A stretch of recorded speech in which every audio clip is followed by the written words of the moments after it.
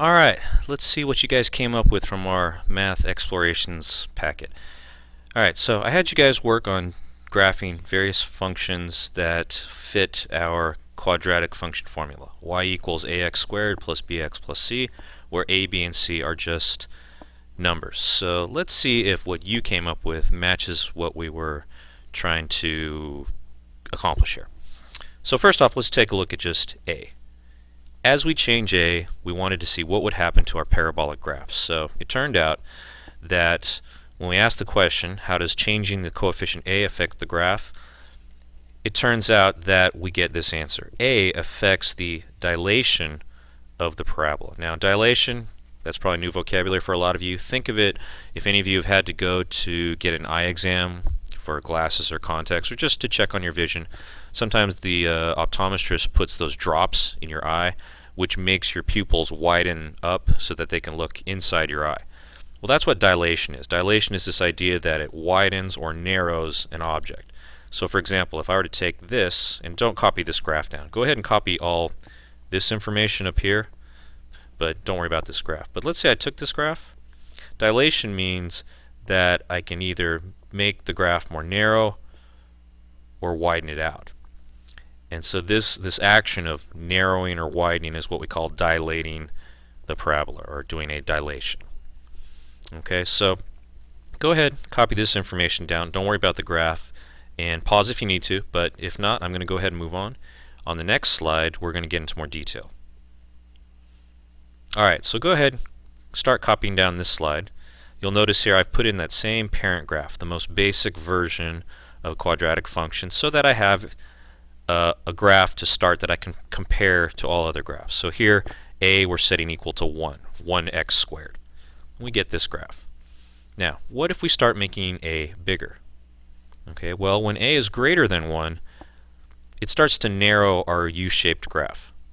Okay, we start going narrow, and if I kept going, it'd go more narrow, and even skinnier and skinnier.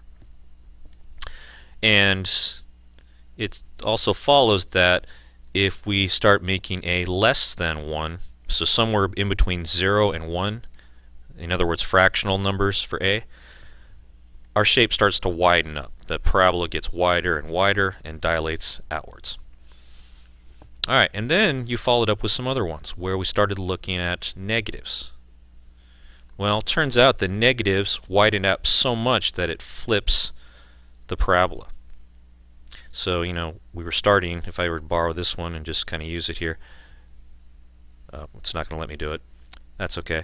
In other words, think of it like a flexible stick that we've slowly bent outwards and outwards till we flatten it out, and now we're bending it the opposite direction. So negatives give us an upside down U-shape.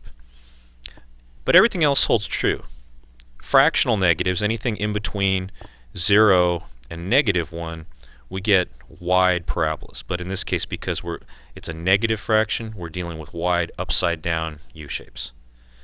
And then as we make that negative, I should say, even smaller, meaning, you know, -10, -100. In other words, a is even less further down. A is less than -1. It starts to narrow our shape. It's still an upside down U shape, but it starts to narrow it. So you kind of get this range. Imagine starting with this blue one as a flexible stick. We start bending it outwards, and then the purple even further outwards. And at some point it's going to flatten out and then start bending the other way with this light blue one and then the pink one here. So this is dilation, and based on all these different numbers, we can figure out, based on a, how wide or narrow our graph is going to be. So once again, get all this copied down so you can use this as a reference for any time you're looking at a, and then unpause and move to the advance to the next slide, and then we'll start taking a look at b.